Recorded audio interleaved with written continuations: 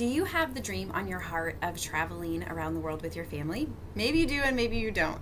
But if you do, I want you to hold on for some tips and tricks on how and why we have decided to make traveling a part of our children's upbringing while they are all still at home with us. If you're new here, I'm Rita Johnson. I'm the owner of Divine Mercy Nutritional Care, and I help women with health issues, especially hormonal imbalances, to really take their health back into their own hands and to feel better than they thought possible. We do this through dietary changes, lifestyle, at-home lab testing, and a whole lot more. But I also am very passionate about living life to the fullest, and that is exactly why I got started on helping other women to feel better than they thought was even possible. As an extension of this, my husband and I really started to look at our own life and wondering what were ways that we were holding ourselves back, or things that we've always dreamt about doing that we've wanted to do more of while our kids are at home with us. And we found that one of those things is actually traveling as a family. We really love to travel, and as we kind of stopped and looked around, we thought about how often you don't hear people that love to travel, and especially as a couple. My husband and I both have this passion and this desire to travel and to see new things and experience new cultures, and we wanted to give that to our children. And so after a lot of thought and reflection, we decided to take our first trip last year. We spent 6 weeks in Italy and Spain, and we really found that through that experience that we drew closer together as a family. There was a lot of blessings that the Lord bestowed on us in that time, which I'll get more into later, and it really allowed for us to see how we were living our life in a new perspective, as opposed to just staying in our lane of living life as Americans, trying to pursue the corporate ladder and really have things that we get the next biggest house because our kids are getting older, or we buy the new car because ours is looking a little faded, whatever it is. We just really started to evaluate how and why we were doing things, and how could we be a little more intentional as we're raising our children.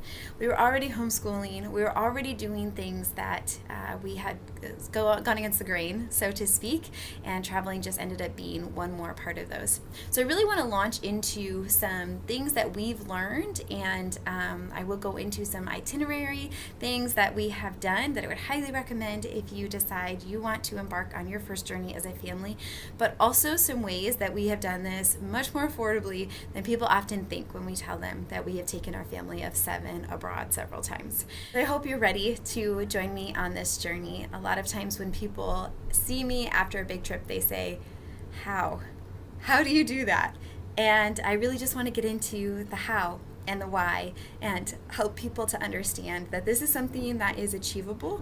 We just have to look at it differently than maybe we ever have before, and look around at other choices in our life that don't have to look the same as how everybody else is living their life. We can choose to do it differently and to celebrate that, and also to really live the life that we feel called to live in the Lord and grow in the ways that He's calling us to grow. So do you have questions for me? Things you want me to address as I talk about traveling, how we've done it, and things we've learned? I would love to discuss things that are upmost in your mind when you think about traveling as a family.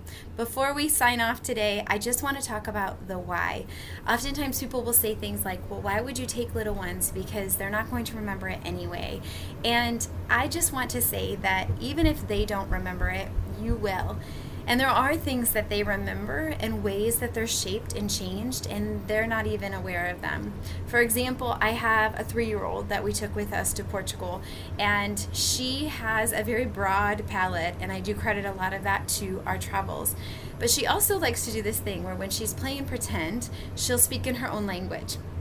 The exposure she's had to foreign languages and the encounters she's had with other people and the way that they treat small children differently has really shaped who she is. And it's really beautiful to see that as we reflect back on not only our time in Portugal most recently, but also our trips to Italy. So I hope you'll stick around for more content on traveling and traveling as a family and traveling as a big family if that happens to be you. And obviously this information will also be equally applicable even if you have a smaller family. So let's go out there and live the dreams the Lord has placed on our hearts.